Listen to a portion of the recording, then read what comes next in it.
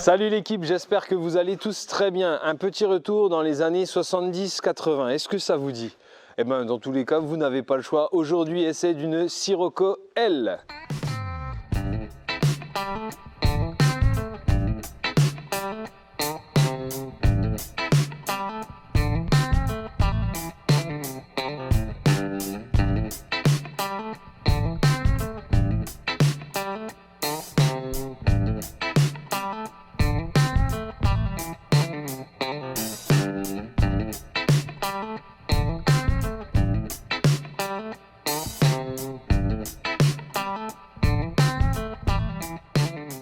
Aujourd'hui les amis, on se retrouve avec Gilles. Salut Gilles.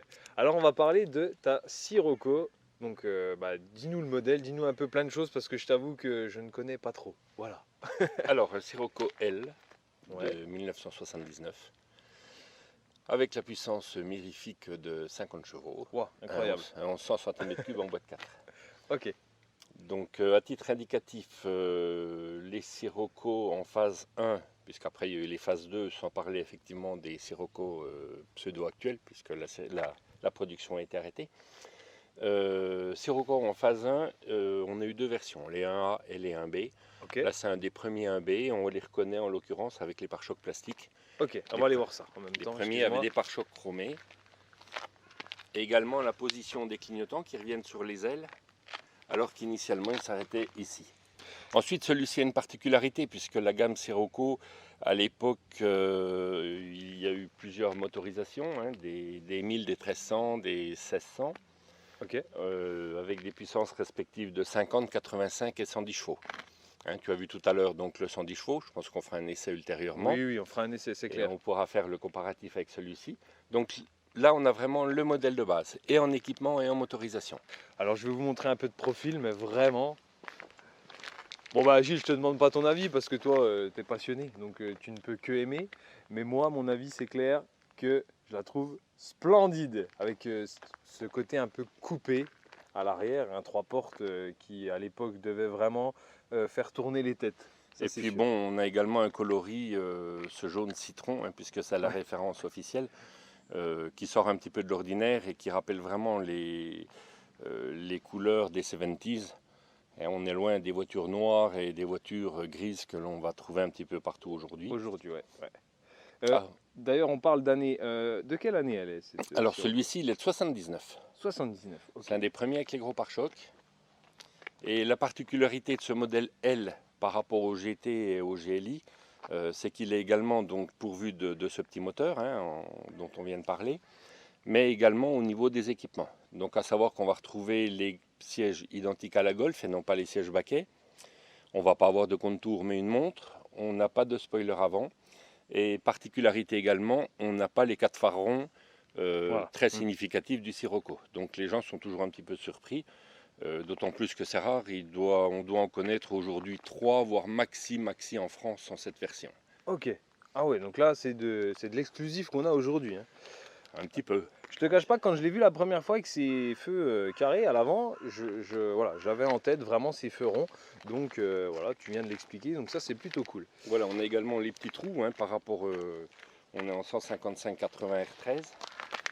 Bon là, elles ont besoin d'être peintes puisque c'est une voiture qui est entièrement dans son jus, Incroyable. qui a 100 000 km. Oh, dis donc. Vous imaginez les amis là ce que je viens de vous, ce qu'on vous a trouvé là. D'ailleurs, je tiens quand même à remercier Gilles parce que là vraiment, c'est un modèle incroyable, vraiment. Donc on retrouve le Sirocco L ici, voilà, Voilà, j'ai laissé le petit autocollant Venise, donc c'est une auto que j'ai achetée à Bordeaux, mais qui a priori a une fois au moins à Venise. Je l'ai stické également, comme toutes mes voitures, au nom de l'ancienne concession familiale. D'accord. Ah bah ça, faut que tu nous racontes ça, Gilles. Ça c'est. Oh, tout simplement, ma mère était concessionnaire Volkswagen Audi à Audincourt, j'ai travaillé une dizaine d'années avec. Et aujourd'hui, c'est vrai que je rebadge tout par nostalgie, on va dire, de Oh là ces là, belles années. incroyable. Je rebadge toutes mes autos avec les sigles. Quelle histoire, quelle histoire. Super. Et ben voilà. Et niveau extérieur, on va dire que ça reste quand même assez basique, mais elle a une coupe superbe. C'est une voiture qui a été dessinée par Ital Design, hein, donc on retrouve quand même un coup de crayon italien. Ouais, c'est vrai. avec la rigueur de fabrication allemande. Hein. Voilà une auto quand même qui a 40 ans. On n'a pas une fissure sur le tableau de bord. On l'a démarré tout à l'heure, ça faisait 3-4 mois qu'elle n'allait pas rouler. Presque au quart de tour. D'ailleurs, si je peux me permettre, on peut jeter un petit coup d'œil à l'intérieur. Bien sûr, bien sûr. Enfin, vous pourrez tous juger donc, de la qualité du... Bon, il n'est pas propre, hein, puisque moi je roule beaucoup avec mes autos de quelques temps qu'il fasse. Regardez-moi ces panneaux de porte. Alors, c'est pas beau ça? Oui, 40 ans. 40 ans, non mais c'est un truc de fou. Hein. Le compteur, donc bien sûr pas de contour comme on l'a dit tout à l'heure. Par contre, la petite radio d'époque. Ah yes.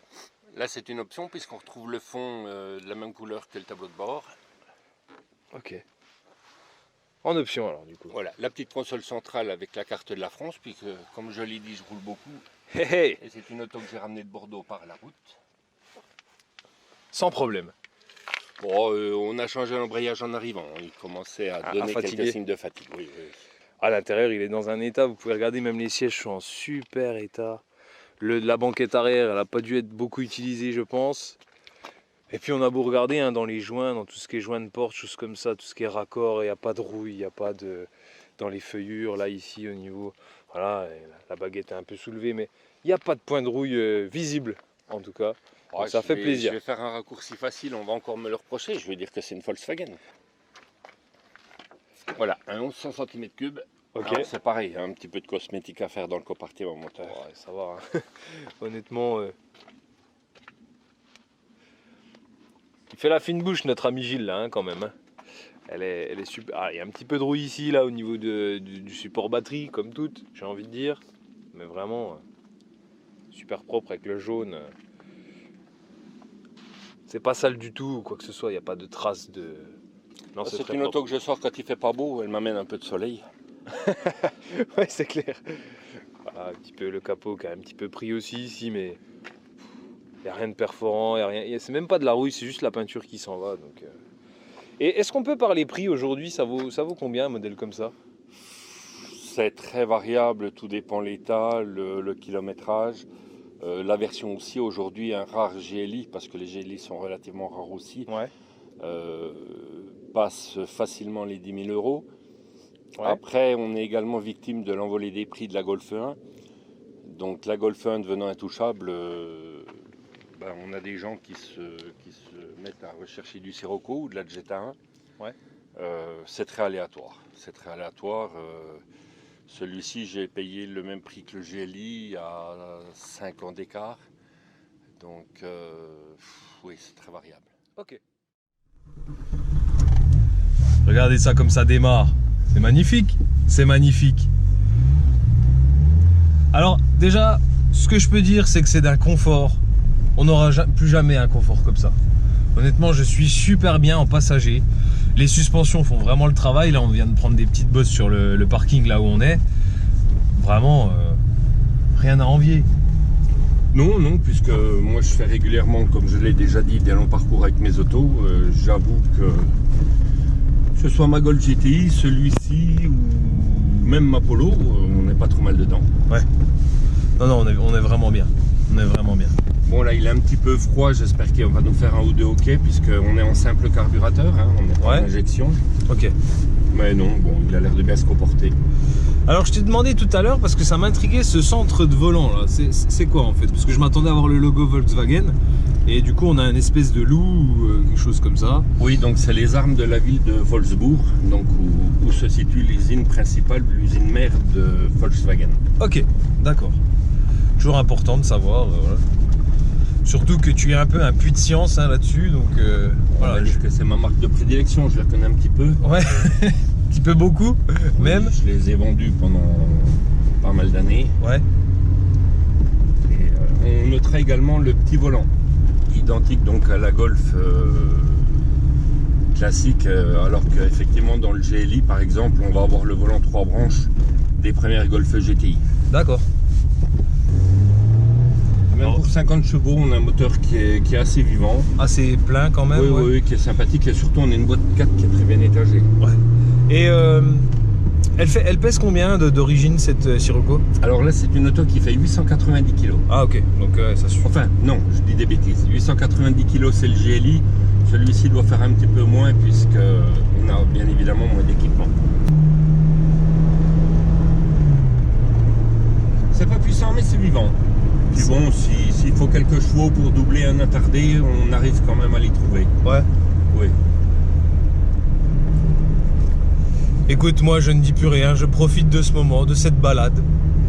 Un bon matin d'hiver, incroyable.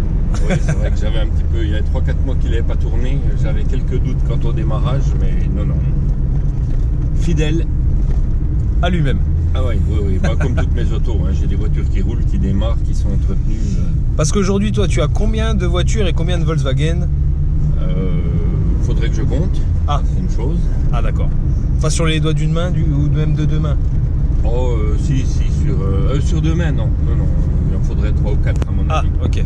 Bon, je veux bien prêter les miennes pour compter si tu veux, mais tu devrais t'en sortir avec une calculatrice peut-être. Non, mais j'ai de la Golf 1, du cabriolet, j'ai donc 2 Sirocco, hein, celui-ci LG Elite dont on parlait tout à l'heure. J'ai une Passat parce que j'ai acheté une caravane pour faire du rétro-camping. Donc j'ai trouvé une Passat pour tracter. J'ai une petite Polo camionnette, un rare 1000 exemplaires en version transfert. Ouais. Qu'est-ce qu'on a d'autre? C'est déjà pas mal. C'est déjà pas mal effectivement. Alors les amis en commentaire si vous voulez, si Gilles est ok aussi, si vous voulez qu'on présente un de ces modèles, je pense que la Golf GTI, ça sera avec grand plaisir que j'aimerais faire une vidéo sur cette voiture. Donc si jamais ça te dit, c'est avec grand plaisir. Et puis sur d'autres, il n'y a pas de problème. Aujourd'hui, vu que tu entretiens quand même pas mal de voitures anciennes, sur quel site tu commandes toutes tes pièces? Je commande en priorité, je dirais, parce que j'ai jamais eu de souci avec chez Mécatechnique. Mécatechnique, ouais. Par contre, je privilégie les pièces d'origine, puisqu'on a les pièces classiques parts. Ah ouais. Qui sont des stocks d'époque. Un embrayage, je prends du renforcé, je prends pas du premier Prima d'Inchina. Ouais. Voilà, donc là j'ai monté du Luc, c'était de la montre d'origine. Bon, je sais que je peux compter dessus. Un moment. Oui, un moment. Et donc chez Mécatechnique. Voilà, autrement je commande aussi en Allemagne, il y a des sites spécialisés, Werk 4, Hoffmann Spitzer, enfin on n'est pas. Et encore, il y a même des pièces chez Volkswagen, ça m'arrive encore d'aller chez VV, ouais. Ah ok, d'accord. Bon, par contre, j'ai les revues techniques, j'ai toutes les références, donc je vais commander directement avec ma référence parce qu'on a des magasiniers qui aujourd'hui ne sont pas au fait de ces antiquités. Et, oui, pas toujours très enclins très au courant aussi. Ouais. Voilà. J'ai une autre question pour toi, Gilles, qui me titille. Aujourd'hui, en actuel, Volkswagen ou autre, qu'est-ce que tu achèterais? Tu vois, allez, on pas de budget, rien du tout, on se fait plaisir.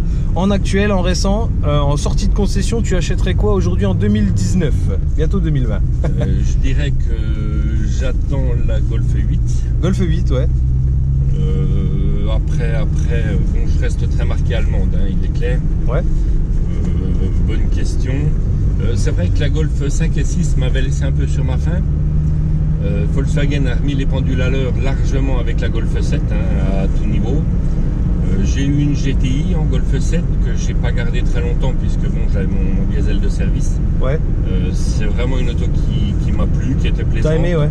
Oui. Après, aujourd'hui, oui, tout dépend. C'est pas évident. Dans l'idéal, je dirais un Amarok pour tirer la remorque pour aller sur les rallyes. Ah ouais.